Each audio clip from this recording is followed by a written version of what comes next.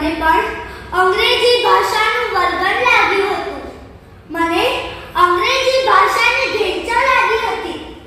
મને હતું કે જો હું મારા બાળકને ગુજરાતી માધ્યમની શાળામાં મૂકીશ તો તેનું ભવિષ્ય અંધકારમય બની જશે, દિશા વિહીન બની જશે અને તેના કારણે જ હું માતૃભાષાનું મહત્વ જાણવા છતાં હું અટકાતી હતી.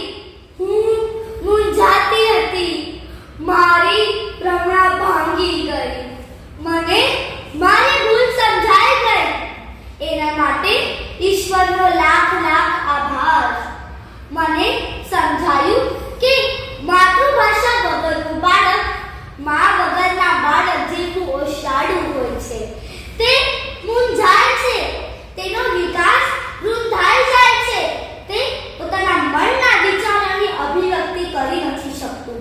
તેનું ઘડતર અને જડતર અધૂરું રહી જાય છે. આપણને માતૃભાષા આવડતી હોય તો બીજી બધી ભાષા તો આપણે સહેલાઈથી શીખી શકીએ છીએ. અને જનની, જન્મભૂમિ અને જન્મભાષા એ તો સ્વર્ગસ્થી પણ મહાન છે. હવે હું મારા બાળકને ગુજરાતી માધ્યમની શાળામાં જ મૂકીશ, કારણ કે તે આપણો વારસો છે, સંસ્કાર છે અને સંસ્કૃતિ છે.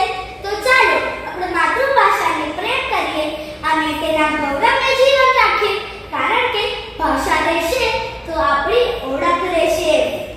સદા સૌમ્ય શ્રી વૈભવે ઉભરાતી, સદા સૌમ્ય શ્રી વૈભવે ઉભરાતી, મળી માતૃભાષા મને ગુજરાતી, મળી માતૃભાષા